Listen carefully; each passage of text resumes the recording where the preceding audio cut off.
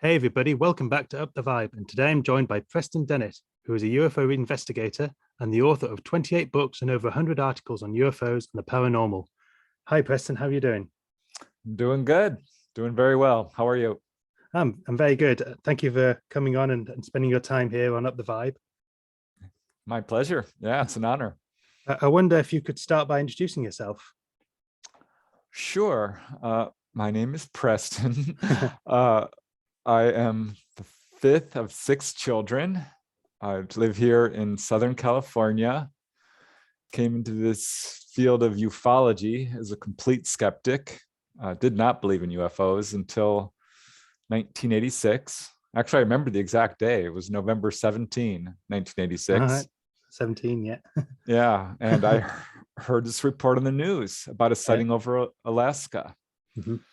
And the news report was very short. I mean, they literally just kind of joked about it. This pilot who said he thought he saw a UFO. Later, I found out it's a really very well verified sighting. But at the time, yeah, they just kind of was very tongue-in-cheek, very almost ridiculing this guy. Yeah, things haven't changed. Carry on. Yeah.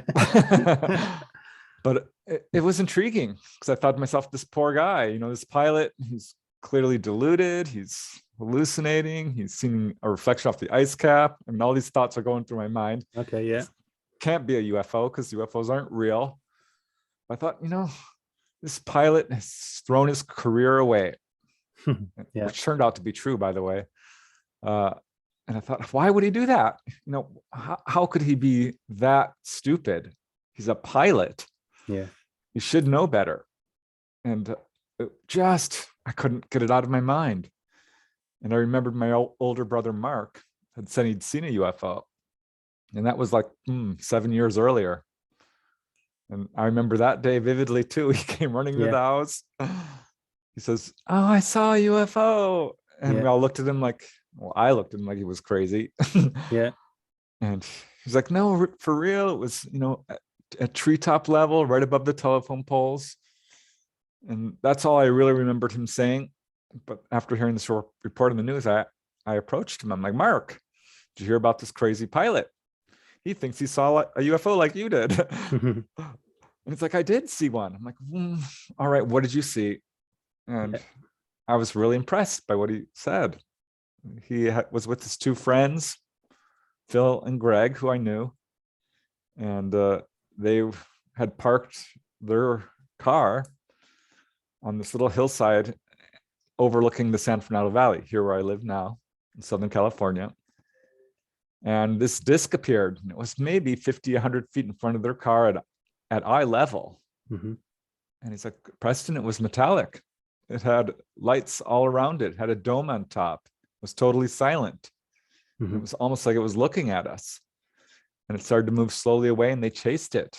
And they ended up chasing it for about 15 to 20 minutes, passing other cars who were chasing it, and it was playing cat and mouse with them. Were they on foot or were they in a car? They were in their car. Yeah. Yep. But this thing would stop and wait for them. Yeah. Okay. And as soon as they get close, it would dart away. All right. Would stop and wait. Yep. Which is, something they do. Yeah. So that was like, I'm like, huh, really? And it's like, yeah, talk to Phil, talk to Greg, which I ended up doing. And that started the ball rolling. I found out that my sister-in-law had seen UFOs. She had witnesses with her as well. Some good family friends had seen UFOs. And they all had witnesses. I brought it up at work.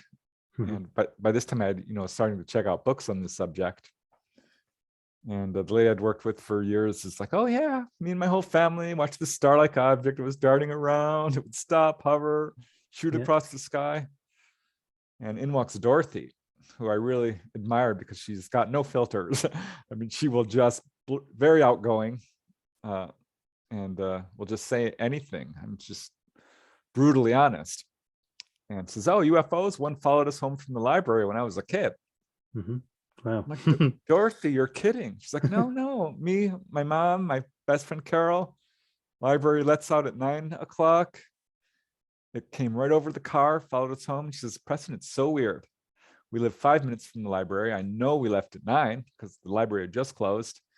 And when we got home, this thing darts away and we look at the clock and it's 10:15. Says, I don't know where the time went. Yeah. Okay. Weird. I'm like, Dorothy, do you know what that means? Because I had just, found Bud Hopkins' book, Missing Time. Okay. Which of course points to Yeah. onboard experience that the person doesn't remember. I ended up interviewing her mom and her best friend. So yeah, I joined MUFON, Mutual UFO Network, became a field investigator about a year into this. Heard a report from J. Allen Hynek, who, as you may know, yeah, was part of Project Blue Book. that's right. Yeah. And he said that 1 in 40 people have had an onboard UFO encounter. Mm-hmm. I thought, well, that can't possibly be true. That would be millions of people. That would mean I probably know someone who's been taken on board, which turned out to be true. I mean, Dorothy, of course, had missing time. Found out I had another friend who had missing time. My sister-in-law later revealed, not at first, but later revealed that she had an encounter with gray aliens. Right. Mm-hmm. So yeah, this hit home literally, and just turned my world upside down. I was hooked. Yeah. And you're one of 6, you said. How come you sort of ventured so heavily into this topic, whereas others, maybe they did, but I imagine, did they all sort of just not get involved in it as much as you? Yeah, you're right. None of them did. Yeah. And when I started really getting into it, some family members were not happy about it. Okay. I mean, it's sort of split up the family. My dad was like, what is wrong with you? Stop talking about UFOs. My 2 older brothers, I have 3 older brothers. Mark, of course, saw one. He was fine. And my sisters sort of already believed in them. But yeah, they thought I had gone off the deep end, lost my marbles. Because I was buying book after book after book. I don't know why I could not let this go. I could not let it go, and I still can't. I'm not entirely sure why. But I mean, it is in my family. My nephews have both seen UFOs. One saw humanoids. My other sister-in-law had encounters as a child with blue-skinned beings. So, this phenomena does track families. So I feel like that's part of what's going on here. Yeah. No one else in my family got obsessed like I did. They all believe now. I can tell you that. Because, okay. Yeah. I was not going to let this go. I mean, but when you go into subject, this was the mid-80s, did you say? And I guess the stigma was, quite large then. I mean, you could lose careers over, obviously, you said about the pilot, over coming out and talking about it. Yeah, there was quite a bit more skepticism, quite a bit more ridicule. So I imagine it was quite brave of you, really, to kind of go into the topic, as much as you did at the time, or did you not really see it in that way at all? Well, I don't know if I would call it brave, as much as almost foolish in a way. Yeah. But yeah, I was not afraid of talking about this. I mean, I wasn't like going at work, saying, trying to be being a UFO preacher or anything. Yeah. Because I don't want to offend people, but it became pretty. We had a lot of turnover at my office, and whenever they'd introduce me, like, oh, here's Preston. He studies UFOs. Have you seen one? He wants to hear about it. All right. And so, I mean, yeah, I was very vocal about it from the beginning and felt no shame because it's real. It became very clear to me not immediately, because it was a hard pill to swallow. It's not just UFOs we're talking about. We're talking about aliens and telepathy and people being levitated on beams of light and moving through walls, and just all kinds of paranormal stuff is surrounding this. So I imagine when you first got into it and when people were asking questions, was it generally focused around the sort of Roswell incident, or was there just lots of things that you were kind of into? I imagine Roswell was a big part of the talks, because given its its history. Yep. I love Roswell. I still think it's the biggest UFO event in the world, certainly the most famous. Yeah, it's the case that keeps on giving. I was surprised a lot of people did not know about it. You Mhm. know, this was a time when UFOs were not receiving the publicity they are now. Uh, Whitley Strieber, his book was, you know, about to come out, and I think it was '88. And Bud Hopkins' second book, Intruders. Mhm. So I kind of caught this wave of publicity. I Yeah. came into this field sort of right at the right time when it really started to get a lot more attention. So I was collecting. I mean, if you thought you saw a flash of light, I Mhm. wanted to interview you. Yeah. So I was covering all bases. I was interested in every single aspect of this phenomenon. Did you also pick up like books like Eric von Daniken's book, Chariots of Gods, and various books on sort of Lemuria and and all the kind of ancient civilizations supposedly from Yeah. back Yep. when? Yeah. Anything and everything, even remotely connected to UFOs. Yeah. I And you was, started to see the connections between all these different things. yeah. You know, when I joined MUFON, Mutual UFO Network, Yeah. they publish a monthly journal, the MUFON UFO Journal, and I thought, okay, this is cool. I want all your back issues, and I bought them all the way to, you know, when it started. And I subscribed to the UFO news Wow. clipping service. When did it I start? was 50s. 50s. Okay. It's been a I while. believe, Yeah. well, maybe the 60s. It was quite some time back. There Yeah. was APRO as well, the Aerial Phenomena Research Organization, which had Yeah. their APRO bulletin. So I got those too. I joined every UFO organization: Citizens Against UFO Secrecy, Yeah. Center for UFO Studies. If there was an organization, you know, studying this, I joined. I started attending conferences. And I Started guess writing articles. there's no Facebook or YouTube or anything. So how did you find out about these organizations? Do you just sort of go to one and they'll tell you about the next one, or? Yeah, it was really not easy, not like it is today. Yeah. They were sort of advertised in some of these UFO journals. So it was really much a matter of going to the library and visiting conventions and networking with people. Not like it is today, where you can just type in the word UFO and you're like, oh my gosh, there's Yeah. 100 organizations here. So yeah, it was a long upward climb for years trying to Yeah. figure out what's going. I mean, I literally was in this field for 10 years before I wrote my first book, studying and studying and studying. With my sister-in-law, I was like, you might consider writing a book, because I was right in the middle of this huge investigation into this wave of sightings over Topanga Canyon. This was 1992 to 94. Mhm. And there was cars being chased down the road. They were calling the police, objects landing, people being taken on board, the full spectrum of encounters. My sister-in-law, Christy's like, this might make a good book. You might consider writing a book. I'm like, maybe you're right. And so I ended up putting that book together, and I had to send it off to 40 different publishers, 40 or 50. Yeah. Most of them kind of just laughed at me. And, finally I found a publisher, Llewellyn, who was very excited and published it. And it did really well. Actually, it became one of my most successful books. It wasn't actually my first book published, because I had a hard time selling it. Yeah. I kind of started writing books around the mid 1990s.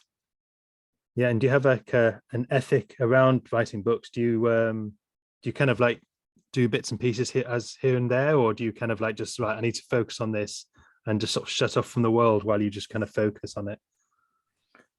It's mostly research. So writing a book is like, 5 years of research and 1 year of writing. Yeah. And I will sort of work on a project and get it as polished as I can, and then put it aside, because research never ends. Yeah. And I learned this sort of the hard way when I would find new cases. I'm like, oh no, I didn't realize. So yeah, now I've learned to sort of just put it aside and really dig deeper and try and get all aspects of a particular case. Because when you can get corroboration or, of an event, it is thrilling, because you're like, wow, here's one person who saw this, and a mile away, here's another person. and here's a report in the the UFO database confirming this. And Yeah. so yeah, it's all, So how do you go about doing the investigation work? Where's most of the effort in? Is it in the talking to people, or is it more in sort of more background admin and things that are maybe a bit more cumbersome, but people don't know about? yeah, I think it sort of depends on the case you're working on. Well, I'll use the example of this wave of sightings over Topanga Canyon in 1992, which I'd written an article for the local newspaper, The Messenger, and he calls me up and says, I just received a bunch of calls from people reporting UFOs. And they also called the police, and I've got the police tape. It's been snuck out. Would you like to listen to it? Would you like to investigate this? And I'm like, yeah, I would love that, because this is my hometown and I know a lot of people there. And so this turned out to be an incredibly detailed and cumbersome and long-standing investigation in which I contacted the police, gave them my number, and they were referring me calls. I put up flyers on the local bulletin boards. I went door to door, knocking on, literally, when people would call me up, I'd say, can I, they said, I saw a UFO last night. I said, can I come over and sleep in your backyard? Because these would come over, these objects would come over a period of days. And I did end up having a few sightings of mostly unexplained lights, which were somewhat ambiguous. Okay. Yeah. But yeah, it turned out to, there's all different aspects of an investigation. There's, you do your armchair investigating, which you search through databases, and you go to the libraries and news clippings and do what you can, through records. And then of course you're interviewing a witness, which I always do first, sort of an informal interview without recording it, just taking notes and seeing if this is something worthy of following up on. And then I will like, can I do a formal interview with you, next week or a few days from now? And then I will call them up and of course record the interview and go over the notes and see if their story changes at all. And I love it when I have a case involving multiple witnesses, because, or, perhaps a military witness, a trained observer. And you always want to get references and anything that you can help verify their account to at least some degree. So there's many, many different aspects to investigating this. So you got to look up the weather, the astronomy, all different aspects. Yes, it's quite detailed, I imagine, to piece together what the conditions were like and where people may be positioned, whether their viewing angle maybe sort of doesn't make sense from two different people. Do you ever be able to sort of triangulate? Yeah, well, there was one case where people were saying, like, we're seeing UFOs every night. I'm like, every night, really? Like almost nightly. So I ended up going to their house because I knew this area. And I don't believe we saw anything, but they pointed out where these objects were coming from. So I went there over a period of nights and I saw these lights. I'm like, these do look odd. There was these bright lights kind of hovering in place, and then it would move off to the side and wink out. But it just didn't feel right. And I was looking at them, so I went up to the top of the mountain there, and I looked at them, and I could clearly see that they were in fact jets coming in. Because when a plane comes straight at you, all you see is a huge globe of light. Yeah, you don't see the little red and green lights on the wingtips. Yeah, it's just this very, very bright light, and then it turns and it appears to wink out. Yeah, and so I watched these planes going towards LAX airport. And I did it over a period of days. I'm like, yep, this is clearly what they're seeing. Yeah, went back to their house, and I'm like, well, guys, got news for you. They were not happy, and I think they were a little offended. Right. And this does come up hard. Yeah, it's a little unpleasant, honestly, when you're like, have to tell a person what you're seeing is probably planes. I mean, we've got to imagine that a lot of the experiences are out there that can be quite prosaic, and they're in what's actually happening. But that doesn't account. I don't know how many that is, but a good investigator like yourself would be able to identify that, I guess. Yeah, it's not as often as you might think. People are really reluctant to say this is a UFO unless they feel it's really strange. Occasionally it'll be Venus or, balloons perhaps, or sky lanterns. Has it ever been swamp gas? No, I have never encountered a case of swamp. I'm not really in an area, but, of course I have, interviewed people from all over the world. And I have never had a case where I'm like, well, this is swamp gas. Yeah. Which is very fleeting, by the way. Yeah. It doesn't, swamp gas flares up and then burns out. I would say almost no UFOs are actually swamp gas. People who live in an area of swamp gas are quite familiar with it. Yeah. How do people find out about you if they want to tell you about their experiences, or is it generally the other way around, or do people kind of contact you first? Well, initially I was contacting people. When I found out this was real, I'm like, okay, in jail in Heineken, it's 1 in 40 people. I'm like, I'm asking everybody I know. Yeah. Which I did. And that sort of spread to, friends of friends and friends of coworkers and, friends of family. And was it just literally, do you want a drink at the bar? And then halfway through their first pint, you kind of say, so have you seen a UFO? Was it a bit like that? Was it more kind of a bit more organized in a way? I just came right out. No, I didn't butter anyone up. As soon as, I was able to, I asked them flat out. Yeah. And I learned, of course, to sort of couch it more openly and not like, have you seen a UFO? Because people will automatically say no. Yeah. If I say something like, well, have you ever had an unexplained experience? That sort of opened the doors a little bit because people didn't have to say, oh, it's a UFO, but it wasn't long after, it was 2-3 years into this where I had a network of people.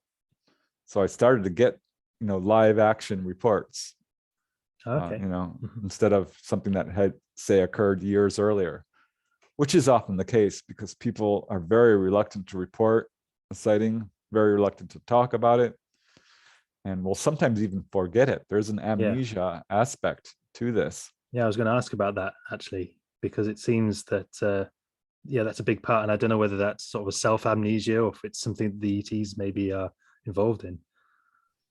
I think it's probably a little both, but I'm blaming more the ETs than people, honestly, because I've got case after case where, particularly with someone who's, say, having a face-to-face encounter, or a bedroom visitation with an ET, or being taken on board, where the ETs will say, you won't remember this, or you'll remember this when it's time. Okay, yeah. Missing time is a very consistent feature. And initially I didn't even recognize some of this because I was interviewing people and I thought it was a simple sighting. But then there was these little clues that I started to recognize. Like if they were looking at the object and then suddenly there's a shift of some kind, they're disoriented in any way, they've got any confusion about time whatsoever. If they have a very strong emotional reaction, if they feel like it's watching them, if this object is close, that turned out to be a huge red flag. It's one thing to see a distant light up in the sky, several thousand feet up. But if it's within 100, 200 feet of you, 500, the chances go way, way up that we're dealing with something more than just a simple sighting. Okay. So how do you decide on what experiences are real and which ones may not be? I know you mentioned one earlier that was the airplane, but are there other tells that you have? Any ideas when you hear something? Yeah. And this is true for sightings all the way to onboard experiences and face-to-face encounters and, landings. There are details that turn up again and again. And when, like with a simple sighting, someone sees something in the sky, there's generally what have been called observables. Does it look strange? Does it have a strange appearance? And if someone says, well, it had, red and green lights, that's super suspect. Yeah. Because, that's a standard navigation lights. But if it has an unusual appearance, an unusual movement, an unusual sound. These are the sort of things you look for. And when someone's taken on board, well, anyone can, make up a story, sure. But the insides of UFOs are very consistently described as being, with certain details, some of which are now well known. Many actually of these details now, but back in the day, when I started, they weren't nearly as well known. But people will usually describe rounded walls. They'll describe the interior of these objects as very clean.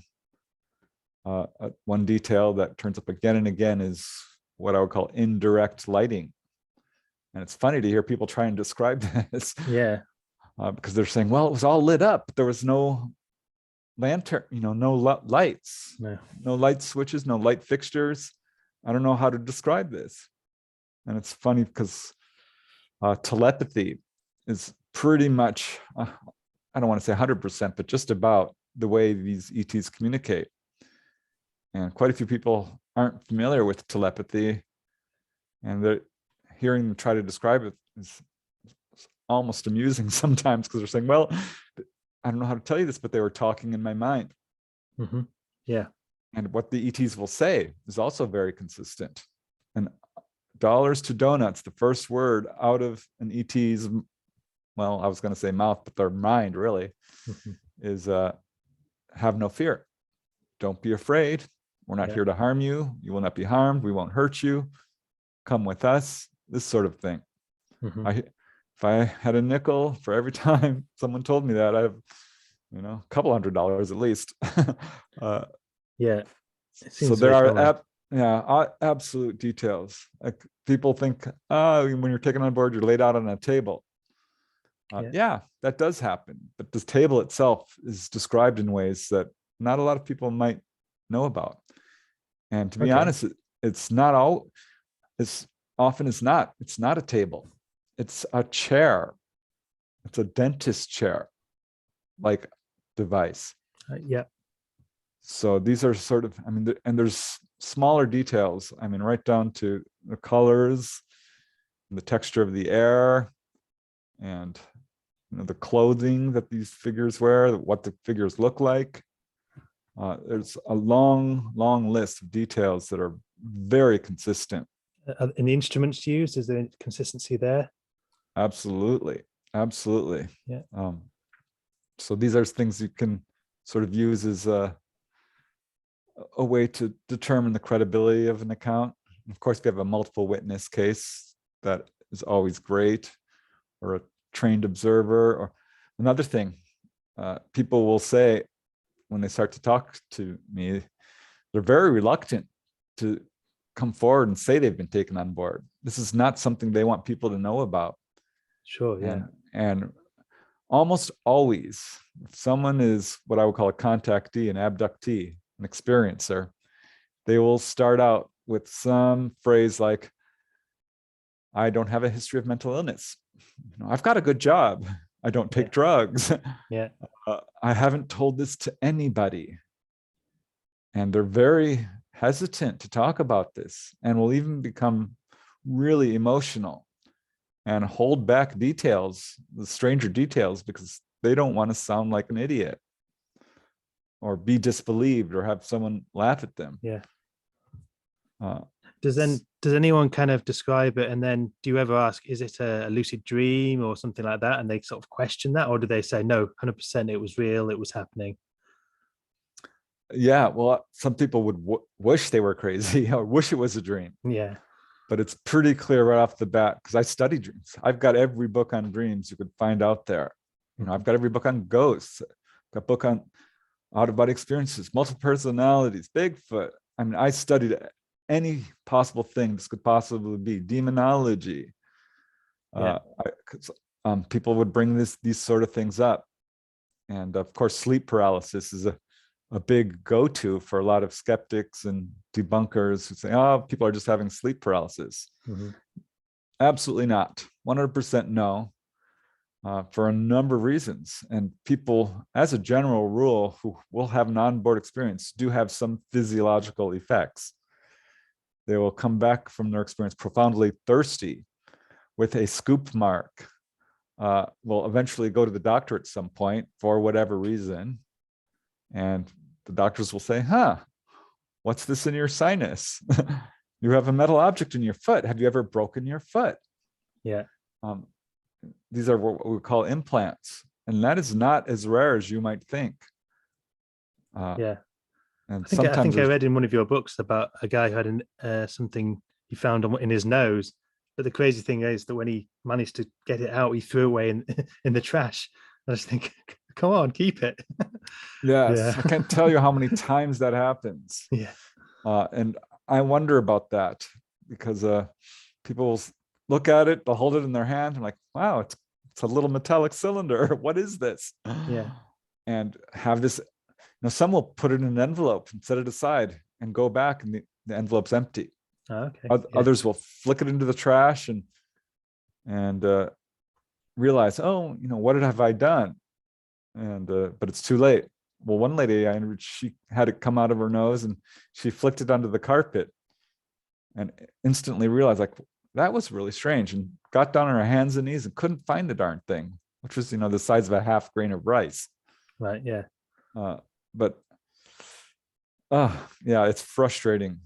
One case was really interesting, and this involved a lady who contacted me from Indiana who had taken her teenage son to the dentist. Okay. Yeah.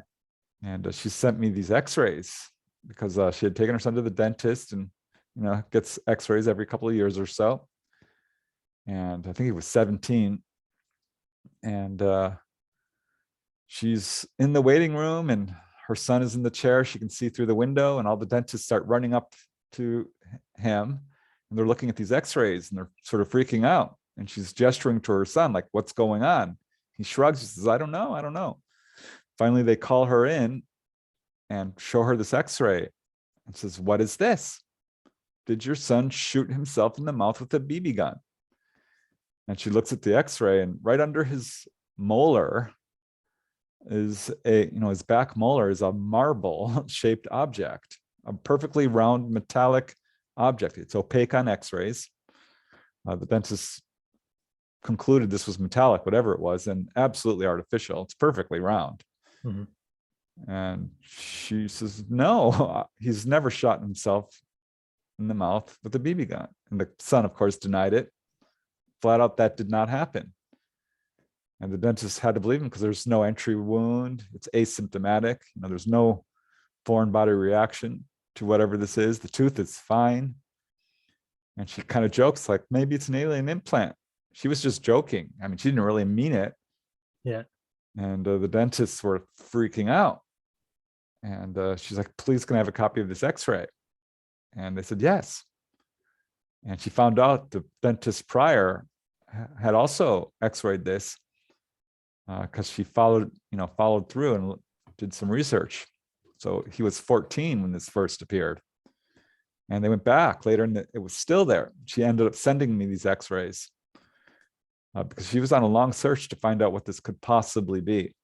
And there was no explanation other than an alien implant.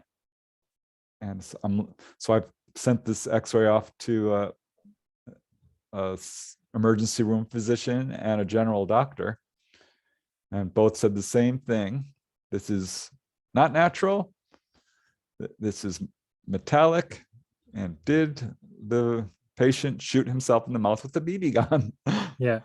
And I said, no. And if you look at it, it's bigger than a BB. I mean, if that were a BB gun, it would have shattered his mouth. Yeah. There's just no way that this is possible. The way it's lodged there under the tooth, there's no way. So I asked her, I'm like, have you seen a UFO? And she said, no, I haven't. I'm like, well, what about your son? She said, no, he hasn't. And I'm, well, that's odd because almost always there's a UFO history. Yeah.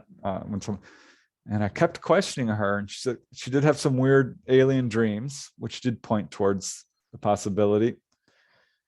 And I'm like, are you sure? Are you sure? You know, she kept denying it. And finally, I What were said, those weird dreams? she dreamt that she saw her son submerged in this kind of tank. And he Okay. had big dark eyes, and he was breathing the liquid, and he didn't look normal. And I'm like, well, this sounds very much like some of the hybrid baby type things that we hear Yeah. about. And the son apparently had an interest in human Nordic looking ETs. But I finally said, this isn't making sense to me. Ask your son again if he's ever seen a UFO. And he didn't want to talk to me directly. He's quite shy, but he was in the room, and she pulled the phone away from her ear and says, honey, he's asking if you've ever seen a UFO again. You haven't, right? And he's like, well, Mom, I have. She's like, what? Why didn't you tell me? He said, I didn't want to scare you, Mom. And she said, what did you see?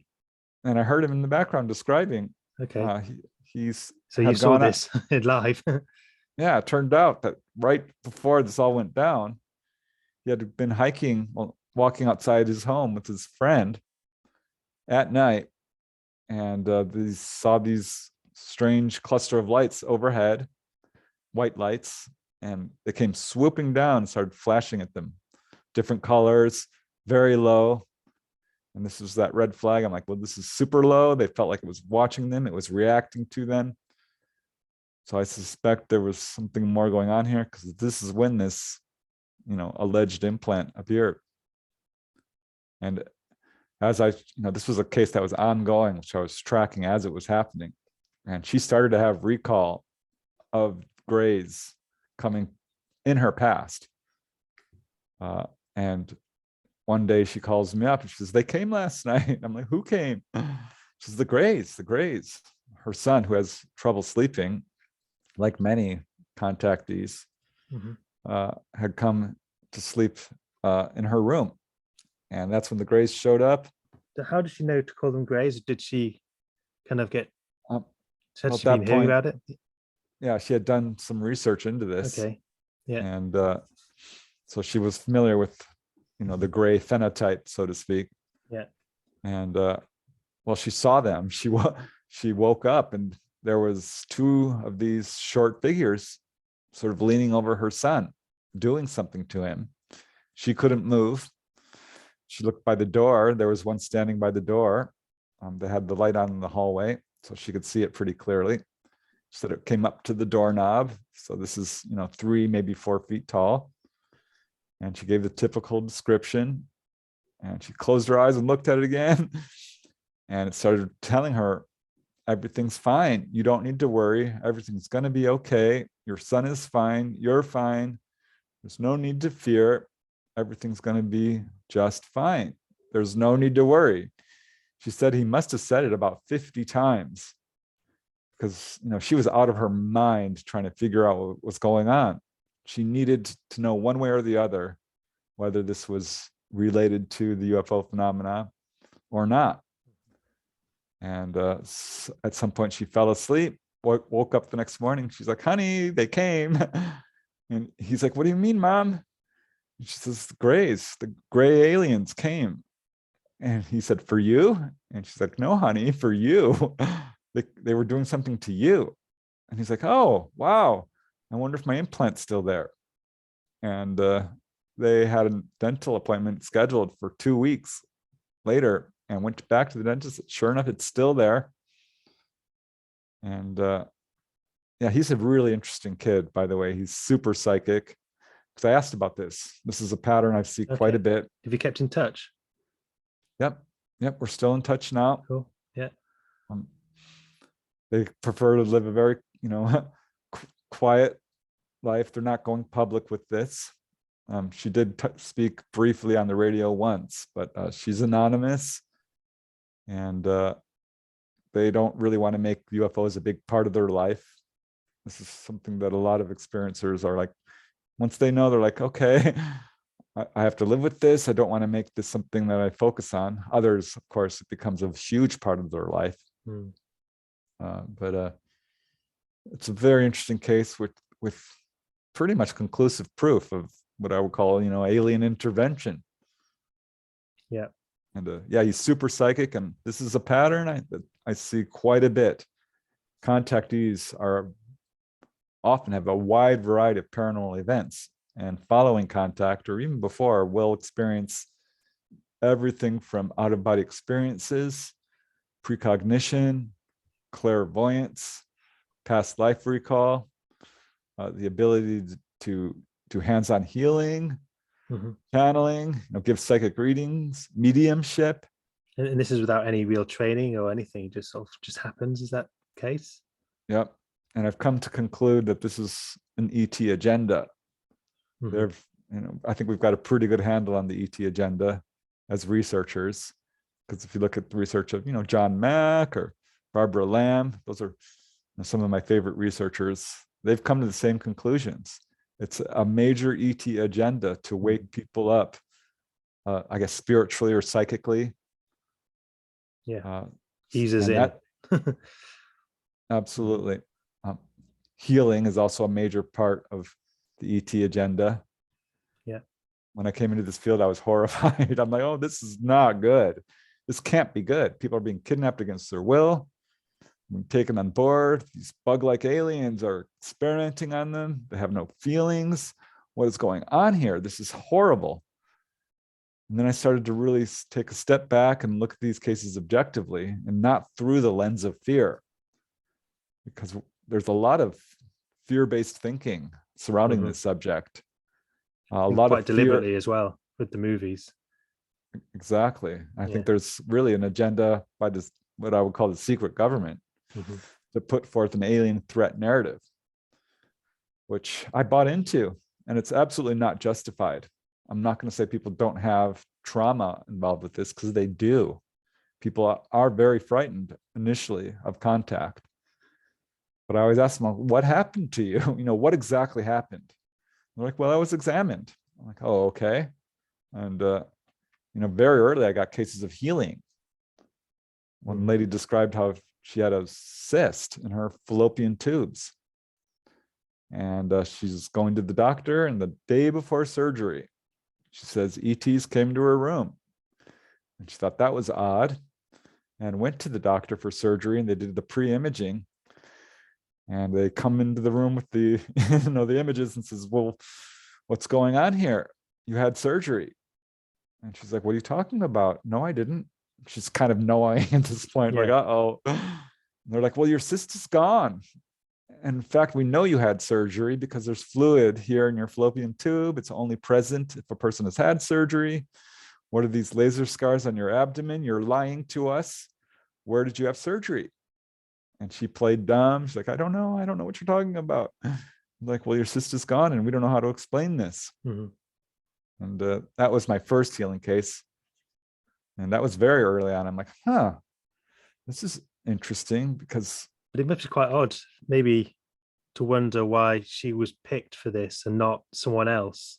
Could you think about any specific reason, or is it just, do you think it was just completely random? Initially, I thought it was random. I honestly did, but it became very clear at one point, and this was absolutely confirmed by other researchers, that this is something that tracks families generationally, quite far back. So there seems to be perhaps an interest in a family genetic lines. That seems to be a factor here. If you're being taken on board, chances are, if you have kids, it's going to happen to them. If your parents, your grandparents, aunts, uncles, somewhere down the family line. That's an absolute pattern. But I started looking for other patterns, because there were one-offs, certainly, where people would be driving along a highway late at night and just appeared to be easy pickings. So I started looking deeply into patterns. One of course, people have a history of psychic events, or, perhaps a near-death experience, or something along those lines.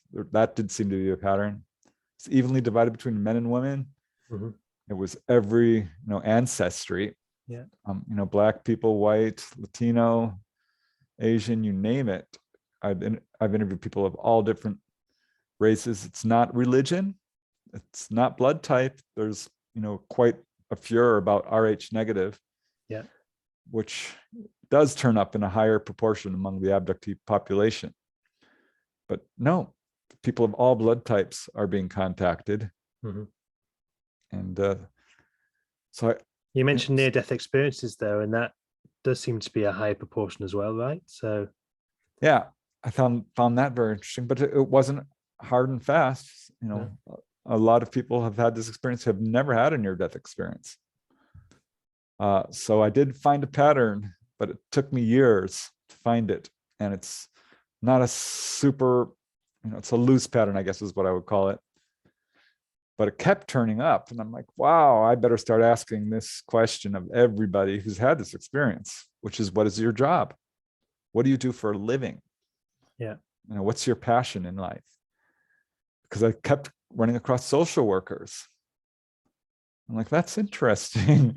Why would that be? I remember I talked to a lady from Norway. She's like, yeah, they came.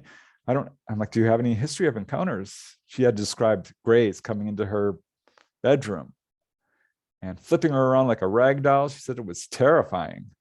And they pressed something up against her back. Energy pulsed through her and they filed, right through the wall and were gone. She's like, no, I've no history. I did have one sighting with a huge group of people. It was way, way up there, the starlight light darting across the sky. But that's it. I'm like, huh, what do you do for a living? She says, well, I'm an artist, a graphic artist. I'm actually retired. But please don't use my name because I'm actually very active in my community, my country, and quite well known for, doing human rights work and animal rights. And that's when that sort of rang a bell for me, because I'm like, wow, that's like the third social worker in a row. And I started to caring capacity, that kind of thing. Yeah. And so I started looking back at my files and started asking that question. And an enormous number of doctors, artists, musicians, teachers, human rights activists, animal rights, environmentalists, like Michael Carter, Reverend Michael Carter, one guy I interviewed, great guy, had been healed of a blood clot. And turned out he was very active fighting racism, and was in fact so active and so effective in his work against racism that he was commended by President Clinton personally. I mean, award-winning. Mm-hmm. So this is a pattern I see.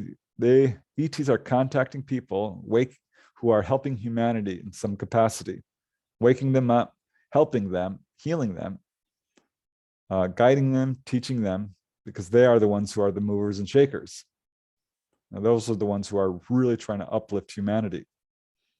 Yeah, definitely. Would you say there was a pattern at all in terms of location of events, in terms of near military bases or something like that?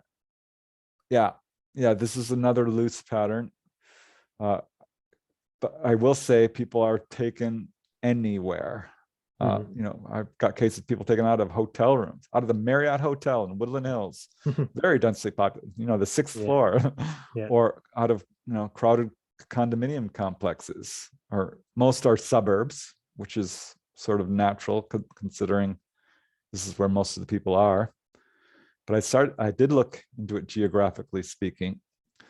And what I found was, if you live in a well-known hotspot, like say Sedona, Arizona, or the Hudson Valley area in New York, or the San Luis Valley in Colorado, these are all super active areas for some reason. And your chances of, being taken on board are far greater than, say, the average area. Or, military bases sometimes. I wonder about my labs with some of those military abductions. Yeah. Because I think some of that goes on. But honestly, there's an enormous number of cases of people driving down a highway late at night and they're scooped up. So I think, that is something to be aware of, this sort of easy pickings phenomena. Have you done any investigations that are around the kind of, is it Utah area where Skinwalker Ranch and all that? Yeah, I do have some cases. One guy has had abduction experiences, and I asked him, he comes from, I think it's called Three Forks, which is right alongside, that Skinwalker area. The whole Wichita Basin is super active. Yeah. Frank I've heard. Salisbury wrote a book on that, the Utah UFO display. So yeah, there's certain areas. I would say pretty much every general location, let's say a state. Every state has its hotspot. I Do you remember. think it's connected to ley lines at all? Sort of the ley lines of the Earth, or is it more? Yeah, possibly. Okay. Possibly, because people talk about magnetic vortexes and areas of high sort of electromagnetic activity.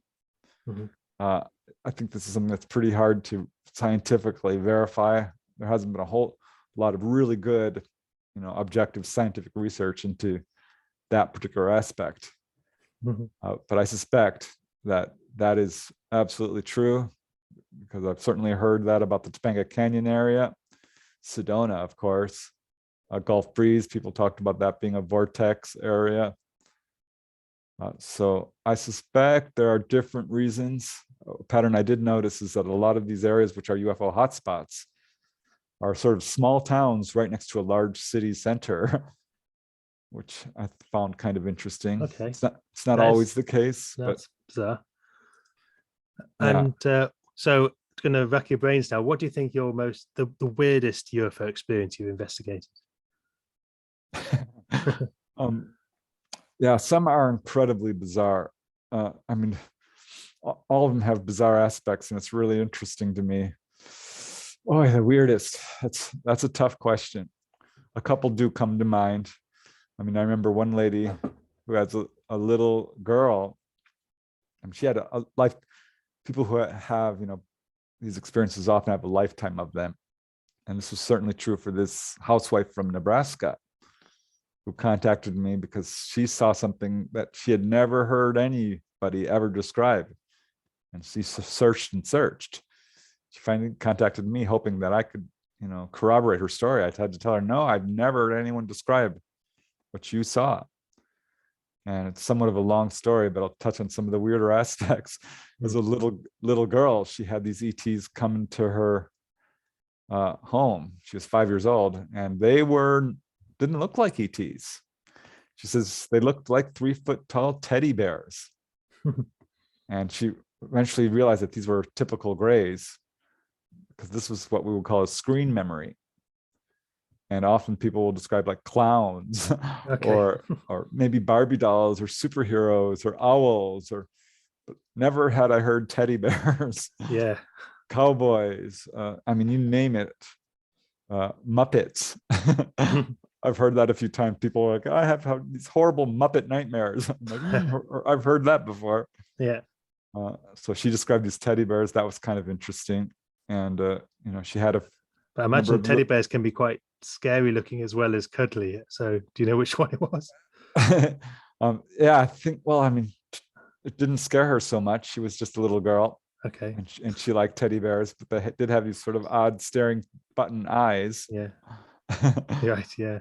But she ended up having a number of experiences throughout the years, and had 3 kids, had just had a baby, and was really sick with some sort of hypoglycemia type illness, losing weight, fainting after she ate or before she ate.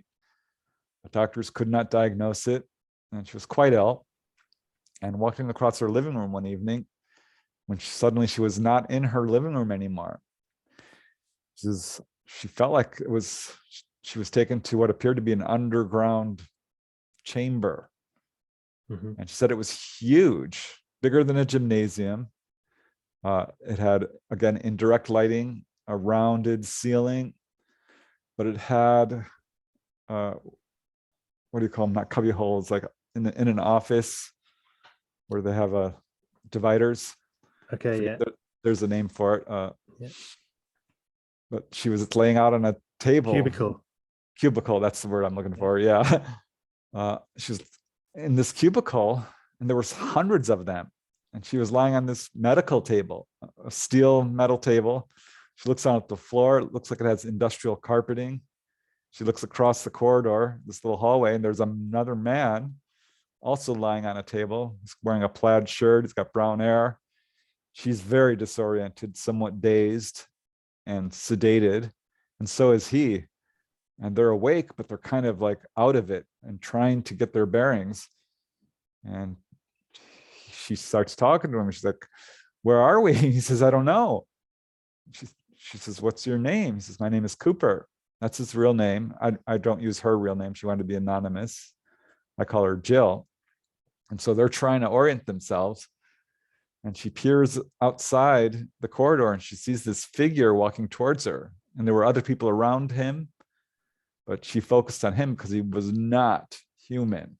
She said he must have been at least 9 feet tall.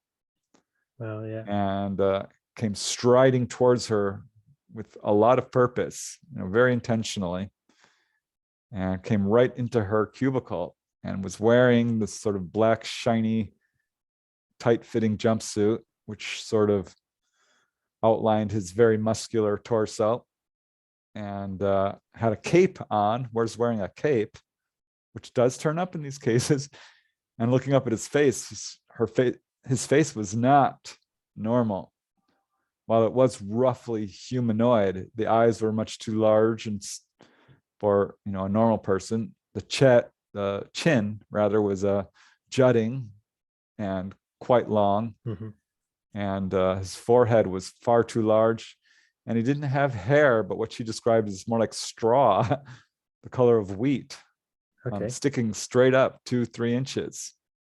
Not human. And he turns to her and said, "It's your turn, Jill." And that sent her over the edge, and she started screaming and in terror. She thought he was going to kill her. She just had a very strong fear reaction. And he wraps her up in what she thought was his cape and starts placing these bell-like instruments, these silver bells, like over her pancreas, over her kidneys, on various parts of her torso. And they start pulsing this energy into her body, which was very strong and uncomfortable. And that caused her to, the fear, I think, is what actually caused her to pass out. And she woke up back in her living room, standing up, hyperventilating, freaking out, ran up to her husband and tried to wake him up.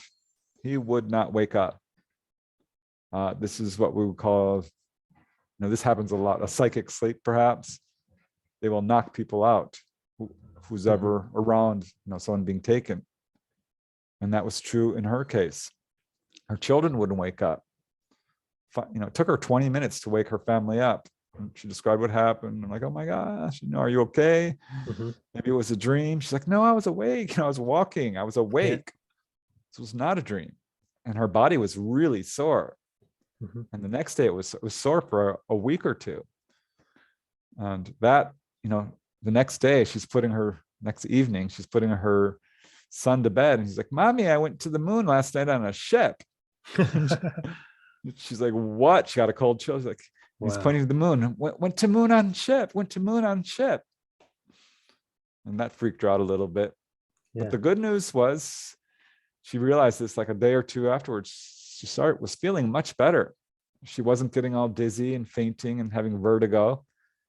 And in fact, she didn't faint once.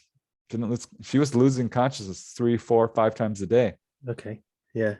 And after this incident, she wasn't. And she's like, "Preston, I think they healed me. Why would they heal me?" And I asked her, I'm like, "Well, what do you do?" She's like, "I'm a housewife." Yeah. I'm like, "Okay, well, what does your husband do?" He's a mechanic. I'm like, "Okay." Sometimes they'll be like, "Oh, he's in naval intelligence or something." Yeah. Which turns up more often than perhaps it should.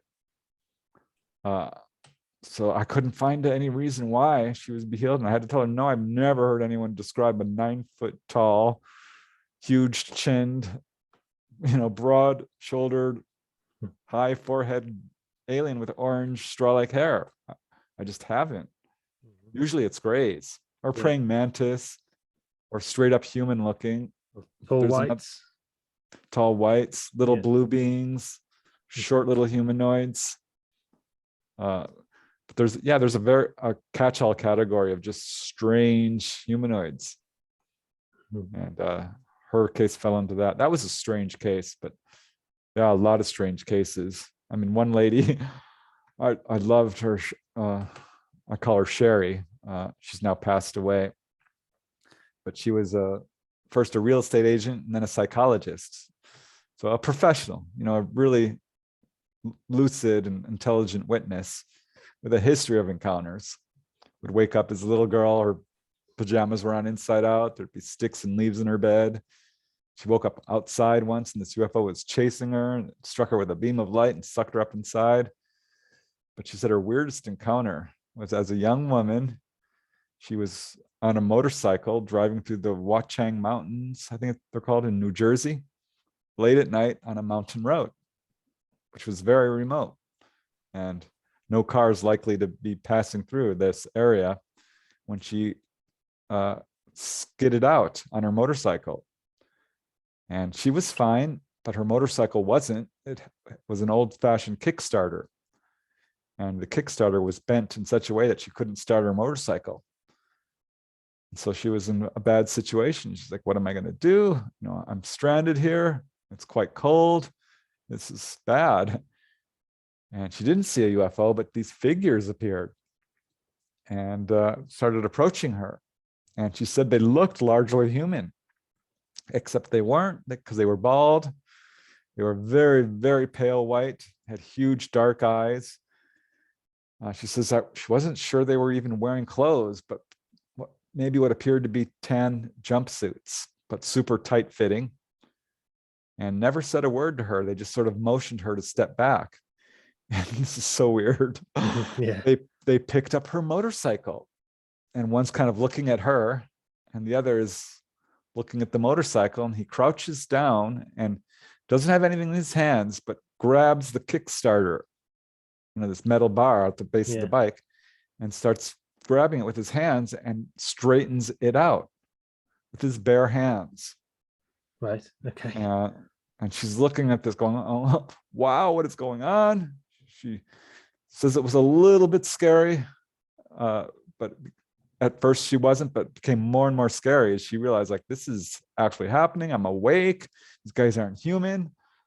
They're right next to me. I mean, she's 10 feet away.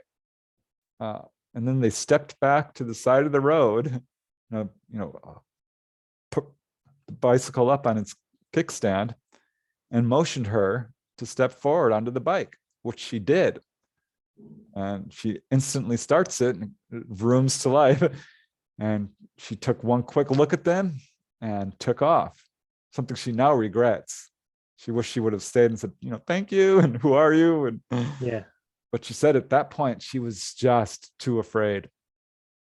But yeah, they rescued her. Yeah. Very strange. It is. And again, seems very random. Yeah. Very. And another reason why I started to sort of come around is to like, because I'm not getting any accounts of what I would call outright torture or what I would call sadistic behavior or ETs intentionally trying to hurt people. Because people will tell me, oh, I didn't like this. This was a very negative experience for me. I'm like, what did they do to you? They said, well, they examined me. I'm like, okay. That says nobody likes going to the doctor, especially if, it's an alien. And, they took me against my will and I didn't ask for this. I'm like, okay, but what did they do to you? Well, nothing. I'm like, okay, why do you feel this is so negative? Because it scared me. It scared me really bad. And, they weren't communicating. I'm like, well, did you try to communicate with them? Well, no, I was screaming. I'm like, oh, okay. Because what I found, if people don't have a strong fear response, they are treated quite differently. And they often do not have, their memory suppressed. They're not paralyzed and will, in fact, be allowed to explore the ship. Yeah. And this is not unusual. I mean, I'm telling you, this is happens in a good percentage of the cases of people who are taken on board. After they're physically examined, they're basically talked to. Yeah. And like, how's your life going? It's this sort of thing. And we'll be shown the engine room. or be taken, like, would you like to see the observation deck? Over and over again, people describe this, where they go on to this room and the entire craft turns transparent and there's stars everywhere. And there's Earth off in the distance, or the moon right close up, or It's crazy. Saturn. I've got 4, Yeah. 5, 6 cases of people taken to see Saturn. It's Mhm. crazy. It is totally. And Grant Cameron, actually, he talks about how he's got many that have said they've managed to actually fly the UFO. Yes, that's another thing I was going to say. They're taken to the control room, the Mhm. helm, and said, this is how we fly it. You know, it's usually along the lines of electromagnetism, Yeah. and some sort of psychic rapport to the craft itself. It's not like, do you drive automatic or manual, is it? It's Yeah. a bit more sophisticated than that. Some people do have a simple joystick. One guy, Jay Gardner, from West Virginia, I love this man. He had a series of encounters throughout his life, but as a little boy, he was invited on board. There were human-looking ETs. They said, here, you want to fly it? You know, they took him to Saturn and then took him back to Earth. I'm like, would you like to fly it? And he sat in the seat, and there was a little joystick. And he presses it, and this craft goes zoom right into the ground and through the ground itself. Okay. Which is something they can do and has been described many times. But freaked poor Jay out, who was, you know, I think he was 11, 13. Okay. And they just kind of laughed. This is a human-looking ET speaking out loud, verbally. So there's this concept of USO that they can go, that they're submersible, but you're saying that they're not just submersible in water, but also in the land. Is that right? Yep. And that was initially something I was trying to wrap my head around. I remember that. Yeah, I've heard it, and I've read it now many, many times. I remember my first case vividly. A guy was, Ronnie Barron was his name, was driving with his friends in a van through Fresno, Central Valley here in Central California. And they saw what they thought was a 747 coming in for a crash landing alongside the highway. 2 big, big, bright white lights. And as it got closer, they realized, well, this is not a plane. This is something with, you know, 2 bright lights on it. And it zoomed into the ground. And he said, it's almost as if the ground opened up. And it disappeared into the ground. So yeah, this is something I've heard from witnesses that I've interviewed personally. But people have talked about how it like moves through the forest, through the trees. I'm like, oh, like avoiding the trees. Like, no, it actually moved through the trees itself. I'm like, wow.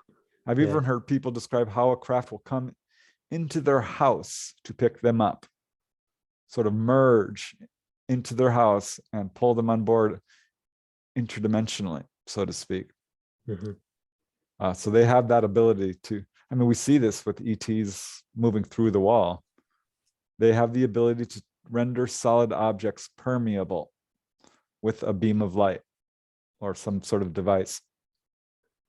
So how has your views on this phenomena changed over the years as you've been investigating? It's changed in a number of ways. I first thought that this was very rare for anyone to have an encounter. I now feel like it's probably a lot more common. Many of the people I've interviewed, well, a good part, I won't say many, but certainly a good portion of them feel like the contact experience is universal, and that perhaps everyone on our planet has some level of contact. And some people swear up and down that this is true. Some of the contactees, I am not so sure it's that many, but it's absolutely far more than the general public realizes. When I heard, Jalen Hennick said 1 in 40, I didn't have to ask 40 people. So we're looking at probably, hundreds of millions, if not, billions of people, not everybody. So that's one thing that's really changed. Initially, I thought this was not good for humanity, that these are invaders who are experimenting on us and do not have our best interests in mind.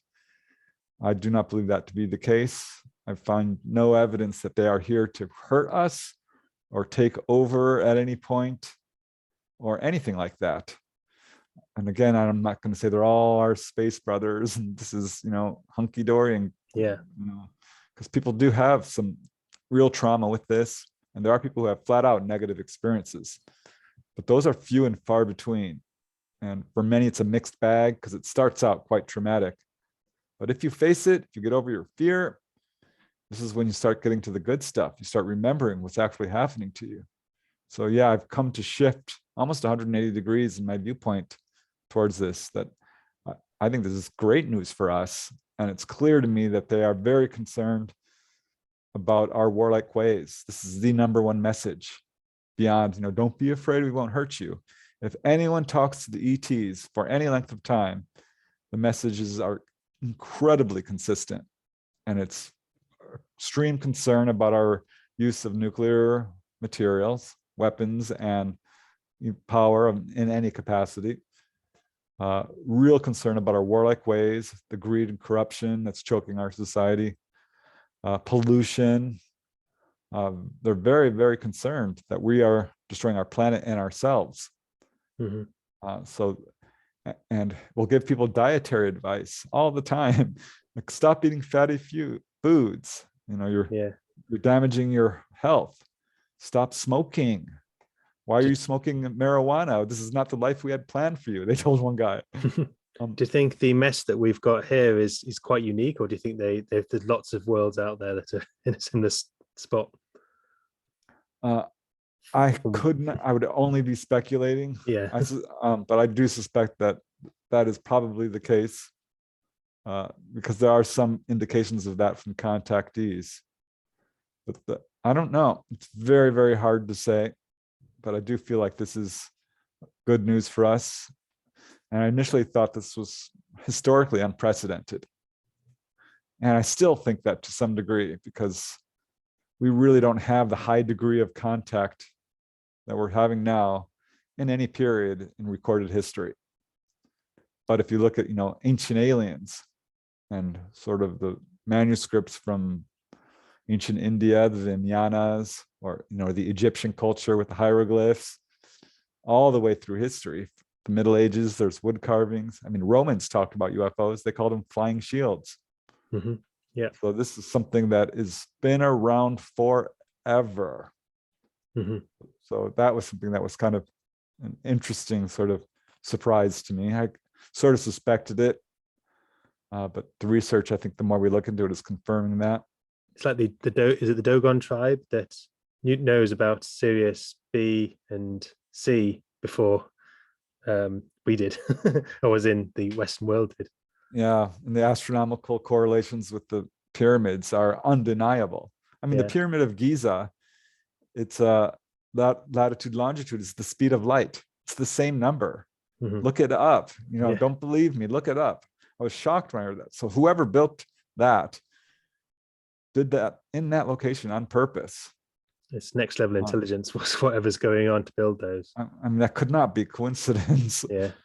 It's just mind-blowing when you think about, like, how did that happen? I mean, I'm not saying it's aliens that built it, but whoever did it knew what the speed of light was, and how would they know that if you're, quote, a primitive culture?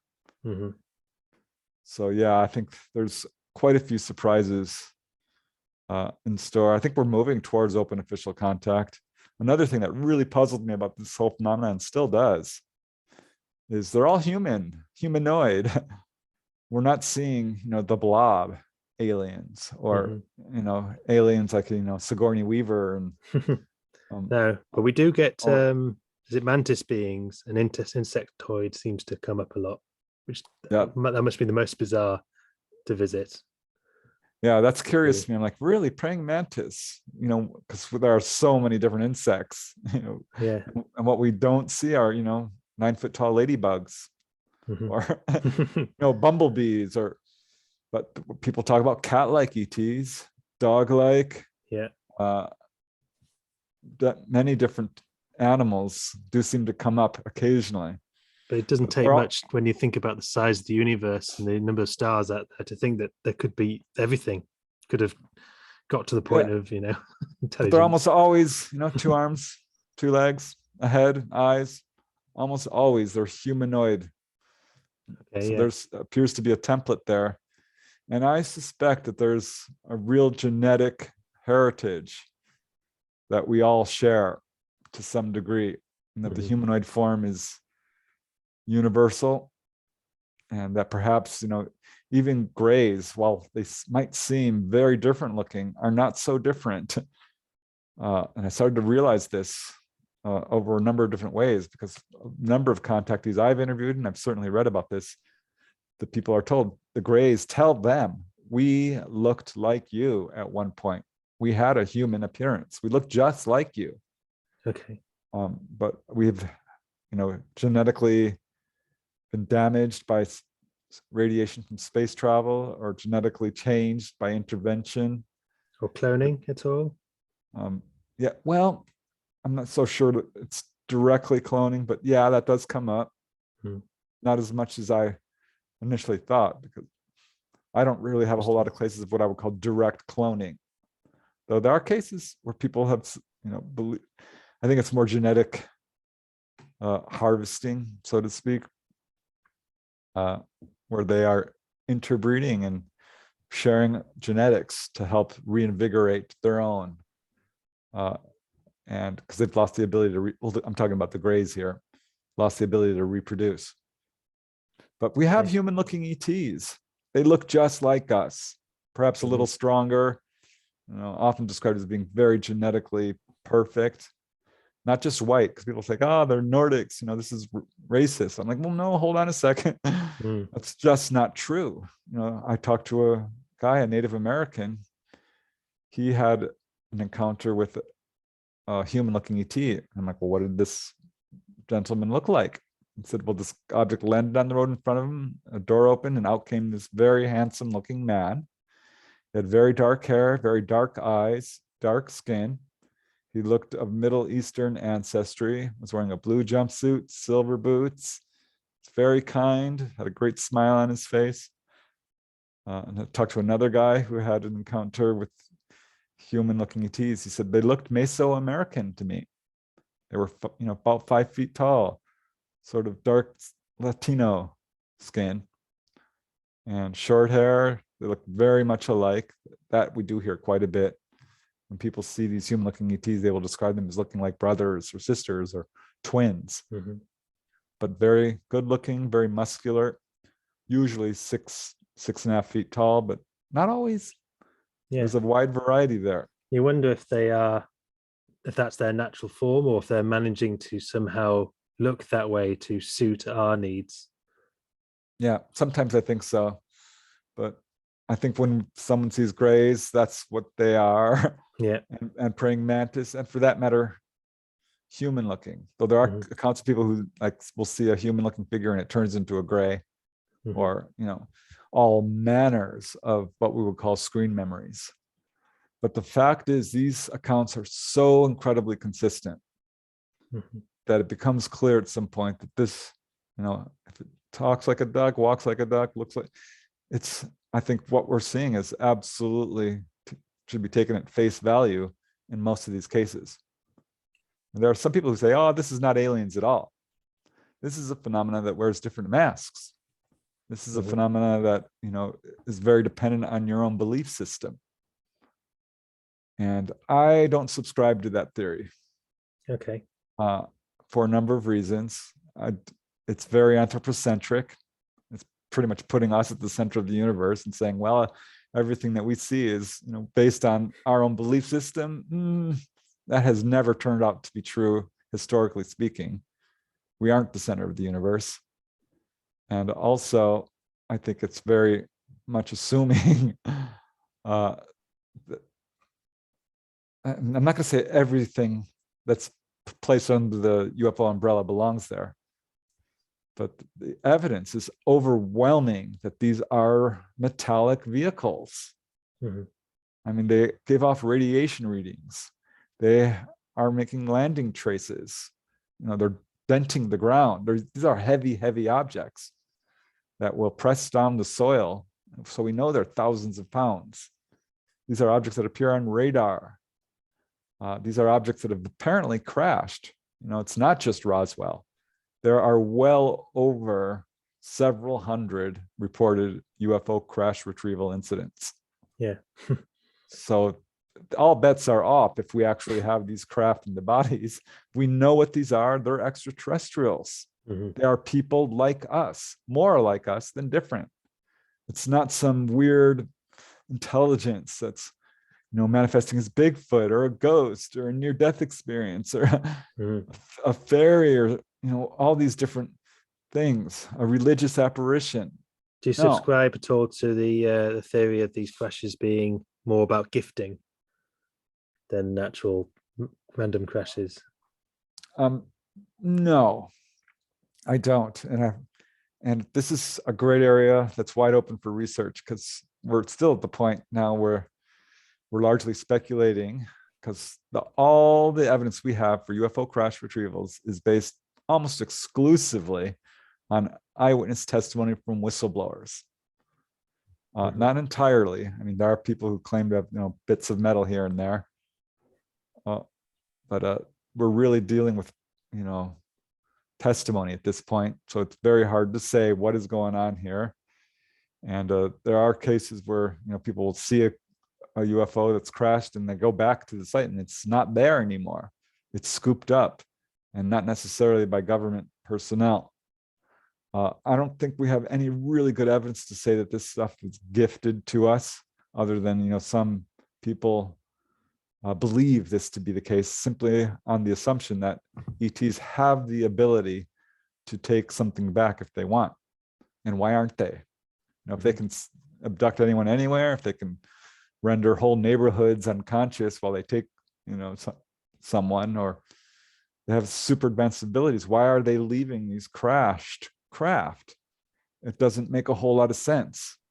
Do you think sometimes, though, that they are, as you said at the start, that there's an agenda here that's about waking us up, getting us to the point where we become able to communicate with them, and part of that is that they can't directly say, here you go, but they have to kind of somehow leave it in a way and make us discover it, so we discover it for ourselves in a kind of a process, sort of put together the jigsaw slowly but surely. Yeah, I think there's probably something to that. I'm putting out a new book shortly involving a lady by the name of Dolly, who's a fully conscious contactee. And I have to tell you, she's the most extensive experiences. She has the most extensive experiences of anyone I've ever interviewed or really even read about.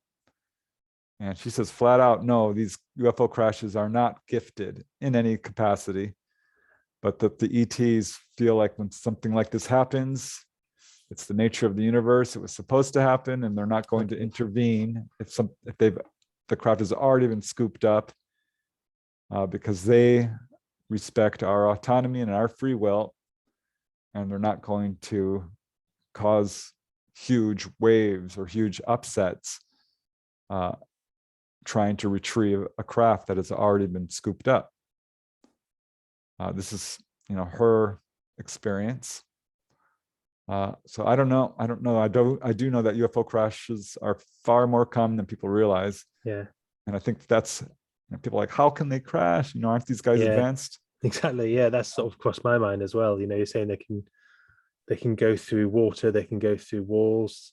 Yeah. I asked Dolly about this because I wondered. She's like, well, you understand how these craft operate, right? I'm like, well, along electromagnetic lines. They follow our gravitational lines from our planet. It's like, exactly.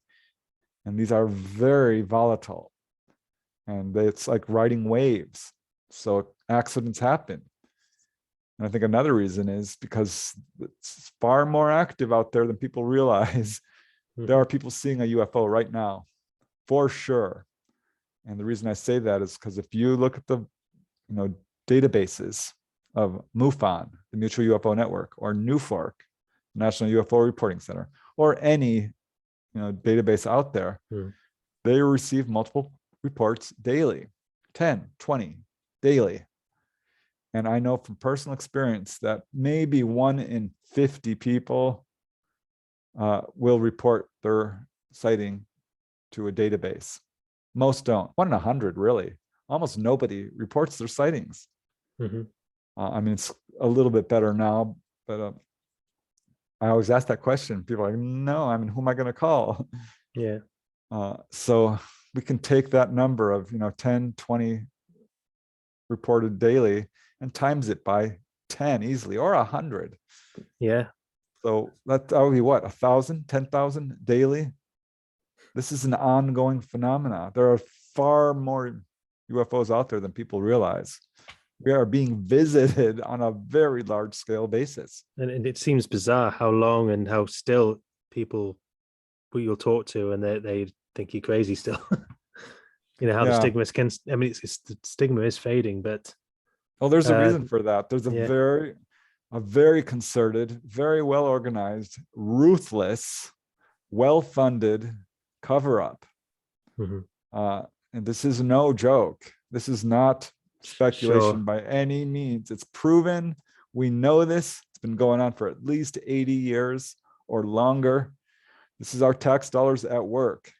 We are in a terrible situation where our own governments even have been co-opted by a secret government, which is holding this technology, withholding information, and has a black budget and is spending an enormous amount of time, energy, and money to make UFO witnesses look like idiots, liars, drug users, complete fools, when they absolutely know 100% this is real. It's completely disingenuous, totally unfair, absolutely untenable. It can't go on. The cover-up is a complete disaster. I know that was the craziest thing when I was getting into the topic, just seeing how big the cover-up was. I mean, if you get one or two and they're covered up, you think, well, that's a big thing. But then when you hear the number of stories there are and how extensive this is, it's huge. But do you ever think about the secrecy side of things and wonder if it's not just nefarious human activity that's the secrecies caused by, but it's also an agreement to a certain extent with the ET races that they are allowing this secrecy to happen? They must be, in a way, because we're not ready. We're potentially a threat if we become galactic or have the ability to, go readily out of Earth, and we're as you say, warfaring, as you said earlier, and a threat. Yeah, it's my understanding that we have been basically confined to Earth, or our solar system at least, and are not allowed to, venture on. And I think this is one of the driving forces behind the lack of open official contact. And this is what contactees have been told. It's your warlike ways, it's your prejudices, it's your inability to put forth a government that is truthful and transparent. It's our own fault that our governments are lying to us, because it's up to us to solve our own problems. They're not going to come down and do everything for us. It's up to us to solve our own problems. They're giving us autonomy and free will. And I think they know better than to just, land on a large scale basis, because there's a good portion of our population that isn't ready. We have people who are profoundly religious, profoundly skeptical, profoundly narrow-minded, profoundly fearful. And if an event like that were to happen, it's gonna upset the apple cart. There are gonna be some people who are going to go out of their minds. And the good news is, I think we're almost at the point where, like, so what? Yeah, some people will. It's going to be a small proportion. We've dealt with this ET presence now for, we're looking at almost 100 years at this point. So I think pretty much everyone on Earth knows what a UFO is. Everyone has heard the term, grays. People are very, very familiar. This has saturated our culture. We are at the point now where we are very close to ready for open official contact. But I still think it's this cover-up that's, really a problem, and our warlike ways, and the violence, and the greed, and the racism, the divisiveness. I don't want to digress too much into the current Ukraine conflict, but I think if we can show ourselves not proceeding to a huge war there, that will hopefully show that we're ready to move to the next step. Exactly. I think that's the single greatest obstacle to open official contact is our warlike ways. Mm-hmm. And once we can come together to some degree, at least, there's always been a war on this planet. It's just never stopped. It's absurd that we have companies who are selling, weapons to both sides and promoting wars. Like, what are you doing? It is our crazy. own governments do not have our best interests in mind. This has got to stop. It's time for everyone on earth to say enough is enough. People feel like, oh, the 1%ers are running the world. I feel like the greatest force on our planet is humanity itself, the public, every living person on this planet. When an idea's time has come, nothing can stop it. You can't hide the sky. There's no way. Yeah. And we're at that point now where I think there's going to be a real sea change, a real paradigm shift. People are tired of living in poverty and having to work for a living just to survive. There's enough food for everybody. We don't need to live this way. Yeah, for sure. So do you have a very positive outlook looking forward? Do you see this as the Great Awakening, the movement to the Aquarian Age, the kind of the point where humanity progresses to the next level, or do you have a bit of trepidation? I flip-flop a little bit. Overall, I'm a pretty optimistic guy. So yeah, I do feel like this is good news. But I will say that, as I mentioned earlier, the ET message is a little bit gloom and doom. Like, you guys are really in for it if you do not improve. And that concerns me because I do feel like there's a distinct possibility of an existential crisis and large loss of life if we do not shape up and stop polluting our planet and moving forth with such violence and opposition. So I worry about that. But ultimately, I think this is great news for humanity. We're not alone. There are people who watch over us, who are intervening very much behind the scenes. But I would point to the Malmstrom incident in 1967, which I was able to interview a firsthand witness, by the way, who was there. And this is, if you don't know this incident, it involves numerous objects which hovered over this nuclear missile site and shut down the intercontinental nuclear-tipped ballistic missiles. Is that the one that involved Robert Salas, or was that a separate one? Exactly. Okay, yeah. He was the initial whistleblower. There are now several, including the guy I interviewed, and they shut them down. This is a clear message that they will intervene. And I've talked to some contactees who've been told that, oh yeah, we've intervened here, there. Your Earth would have been destroyed if not for us intervening on a number of occasions. Yeah, one day we're going to find out how many times we were close to complete wipeout, and it is miraculous how, given the number of nukes that have been created since the Second World War, yet we haven't had a nuclear attack that's since Hiroshima, I guess, right? I can't think. So, obviously not. Not that I know of anyway. We have been throwing them up in the sky, haven't we? And was it Operation High Jump and is it Fishbowl? I think, I can't remember, but yeah, we've been sort of launching them randomly up in the sky and probably killing a few birds and things, but we haven't wiped out half of humanity through them, which is kind of miraculous given the tensions, the Cold War, and all the history that's been having what we've had. It's amazing. Humans are so much more hostile than ETs. ETs are not something we have to be afraid of. They are trying to help us, as near as I can tell. That's my assessment. I'm pretty optimistic about the outcome of all this. I think what's gonna eventually happen is this cover-up is just going to collapse under its own weight. It simply cannot be covered up. ETs are showing themselves randomly and intentionally to small, individually, couples, small groups of people. There's a phenomenon of schoolyard UFO encounters. I ended up writing a book on this. They are showing themselves to children at schoolyards all across the planet and have been since 1950, yearly, multiple cases every year to large groups of children. It's a very clever way of announcing their presence.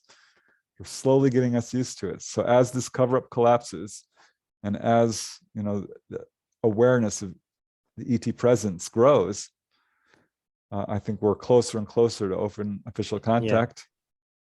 I feel like it's probably going to be in our generation. I sure hope so.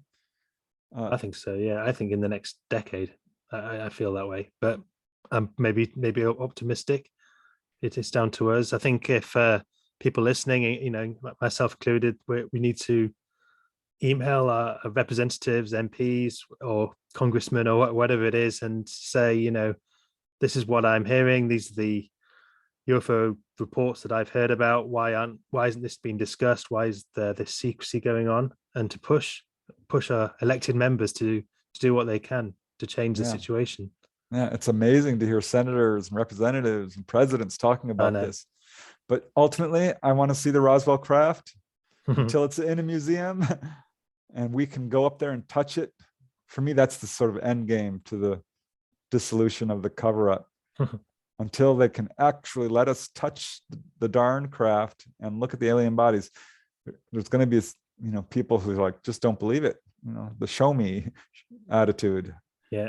You know, unless you can see it and touch it with your own eyes, people are going to be like, I don't believe this. You know, it's just stories. Yeah. The proof is in the public arena, by the way. It's not just stories. We have implant removal cases. There are thousands of landing trace cases, hundreds upon hundreds of, you know, very well documented physiological effects, healings and injuries. The photographic evidence is stunning. There's a lot of fakes out there, but some incredibly well verified, you know, the turkey footage of some years ago has never been debunked. And you can see the little ETs walking around. Yeah. It's great footage.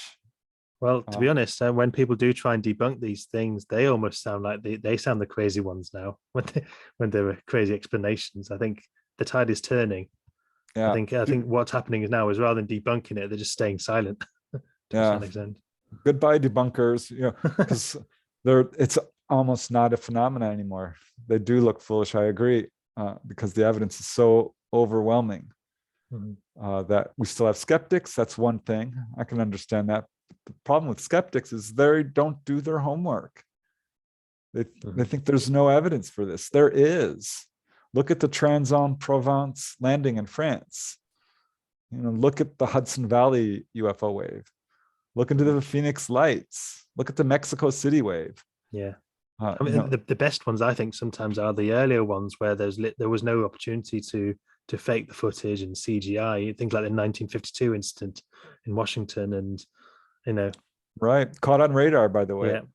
Yeah. Or, you know, the Mariana footage in Montana, or the Rex Heflin photographs in Santa Ana, California, or the McMinnville, Oregon photographs.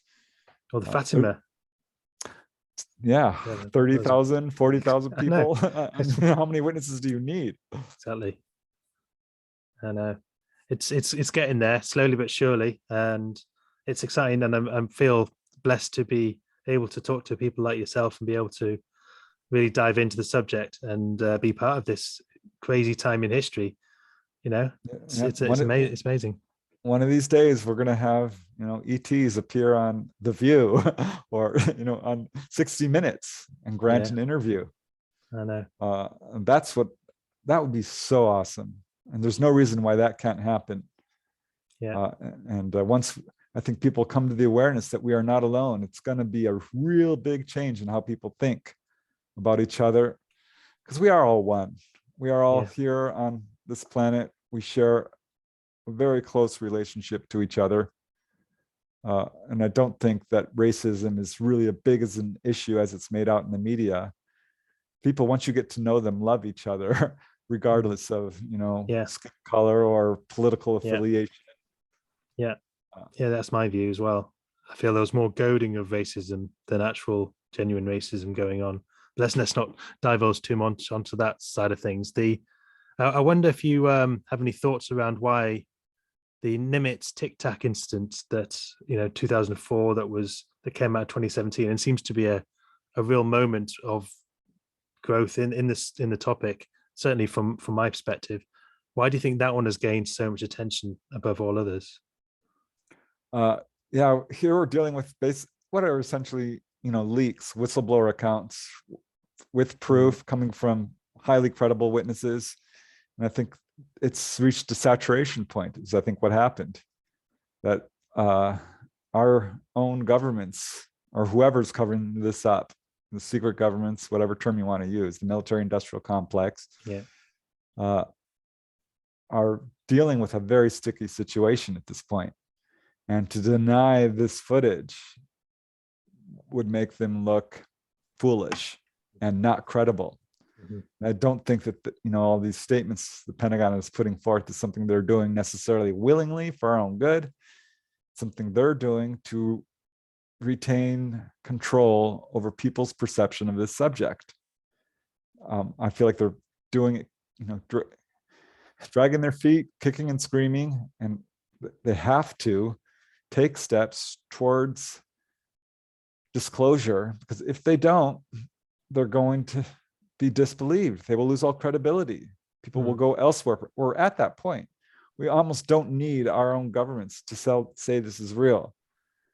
Disclosure is happening. It's happened. Well, it's broader than UFOs, I think, in terms of all the nefarious activity that's been going on and been kept up. Not just all the black projects and but all the wars and things. But when 60 Minutes did a segment on this, I'm like, wow, look at this. 60 Minutes is actually finally covering the UFO subject seriously and interviewing pilots who said, oh, this is something we see daily. I'm like, yeah, I knew it. They're seeing this daily. We don't hear 99% of what's going on in upper levels of the military, and they're sort of interfacing with the extraterrestrials. They know what this is.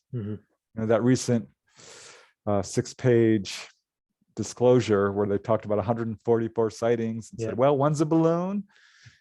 We think some of this could be possibly Chinese or Russian. We don't have any direct evidence it's technology. It could, maybe, possibly, might be extraterrestrial. Exactly. Yeah. You can tell it almost hurt them to say it. Yeah. But it was a lie. They know what this is. They know. They've known since Roswell. They've known since the Battle of LA. They've known since, for a long, long time. They know what this is. They've got the hardware.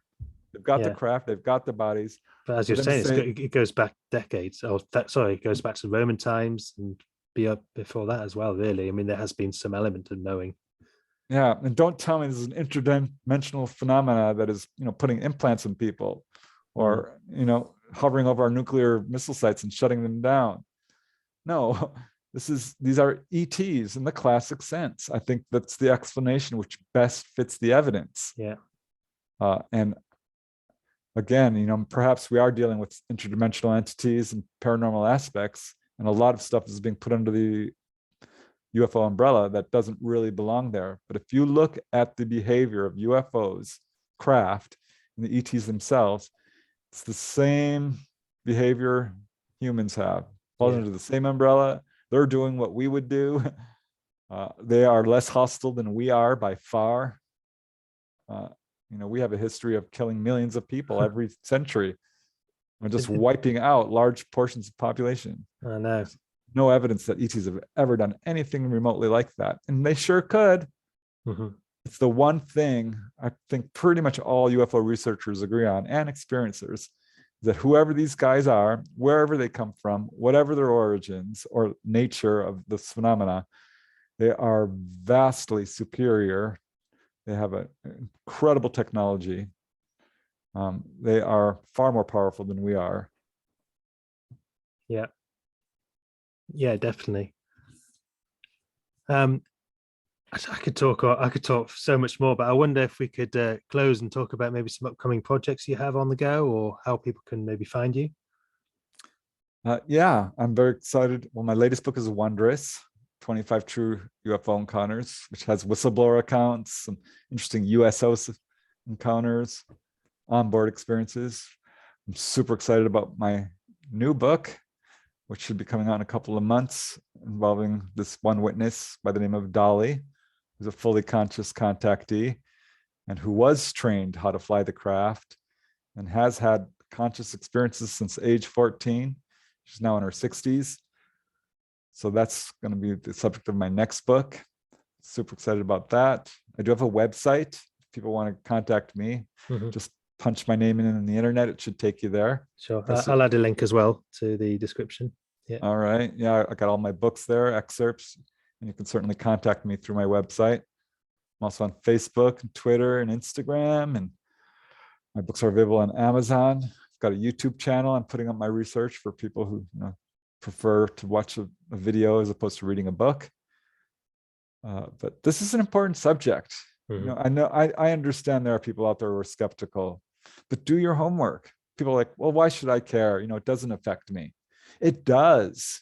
Because think of it this way. If we actually do have this technology, and I think the evidence shows that we do, basically free energy, we could solve this so-called energy crisis, which is the environmental crisis, the economic crisis. This is going to affect everybody at some point. And everyone could live without having to have various diseases and things, and the medical healing and the technology there means that people won't have to live in suffering to the same extent that they have. Yeah, the potential here is mind-blowing when you think about it, the implications. So get ready, put on your seatbelt. I think we're going to be in for a little bit of a wild ride. Yeah, because there's an extremely strong resistance to this information still. There is still a very active, ruthless cover-up, but I suspect at some point it's going to completely collapse under its own weight. And when it does, boy, it's going to be a different world. So there'll be an avalanche of these experiences coming out, I think. Yeah, you won't know where to look apart from having all these stories.